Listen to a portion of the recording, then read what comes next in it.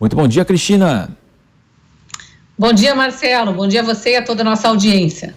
Cristina, a gente observa lá em Brasília, muito se fala que agora a disputa já é do segundo turno, claro que nós temos muitos meses pela frente, mas essa polarização Bolsonaro-Lula praticamente aí vai se reafirmando a cada mês, a cada pesquisa que é apresentada. Mas o que você quer chamar a atenção desse levantamento? Essa história da gente ficar falando eternamente em polarização. Vamos lembrar eleições passadas lá desde o início, né, da abertura, quando a gente teve as primeiras eleições diretas depois do regime militar, lá em 89, que Collor venceu, depois sofreu impeachment. Nunca se falou em polarização e sempre, em todas, absolutamente todas as eleições, há dois nomes que despontam desde o início e eles são absolutamente antagônicos. Por quê? Porque a corrente de pensamento da humanidade é assim, não é só do brasileiro. Tem sempre os que estão de um lado e os que estão de outro. E claro que tem uma leva ali no meio que acaba quase sempre definindo as coisas. Então, eu não gosto de olhar sobre esse aspecto da polarização, porque isso é uma briga entre os candidatos e não entre os eleitores. A gente não precisa ficar fomentando isso. Nós falamos justamente da polarização e você, claro, dizendo que não há algo pejorativo nisso, se nós lembrarmos, né? O PSDB e PT, nas últimas 6 eleições, 2 vezes Fernando Henrique, 2 vezes Lula ganhou, 2 vezes Dilma ganhou, sempre o adversário era o PSDB e havia, de fato, aí polarizações. Cristina?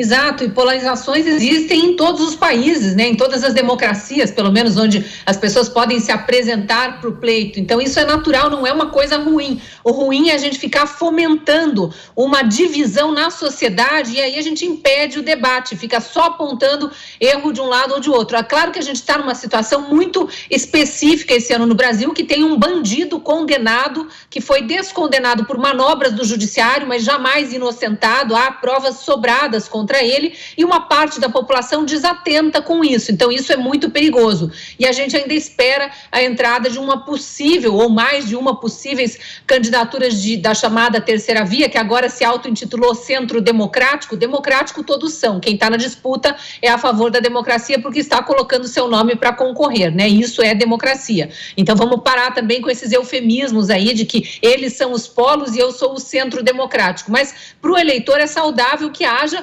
várias candidaturas para que a gente possa analisar as propostas. É isso que eu sinto falta. E é por isso a minha crítica às pesquisas ou essa análise apressada de que, enfim, de que há uma melhora no conceito do eleitorado quando determinado candidato aparece à frente, 1 ou 2 pontos percentuais à frente do que tinha estado na pesquisa anterior, ou vice-versa, né? Porque também cai às vezes e ninguém diz que ele foi rejeitado pelo eleitorado. Então, muito cuidado nessa análise, eu não gosto de ver nesses termos. Há uma divisão ainda na sociedade e essas pesquisas por telefone são altamente questionáveis, porque o pesquisador não está diante do eleitor para esclarecer melhor possíveis dúvidas. A gente sabe que os nomes são jogados assim, inclusive quando a gente vê algumas pesquisas ali, por exemplo, para Senado em São Paulo, aparecem só 2 nomes, Datena e Sérgio Moro, e a gente sabe que a primeira a se candidatar ao Senado em São Paulo, a colocar seu nome, foi a deputada estadual Janaína Pascoal. Por que não aparece nessa pesquisa? Carla Zambelli também já colocou seu nome. Então tem muitos nomes entrando aí, se não são colocados para o eleitorado, eles não vão escolher esses nomes. Aí eu coloco todos os questionamentos para a gente entender até que ponto, nesse momento, a gente deve ou não levar em conta essas pesquisas.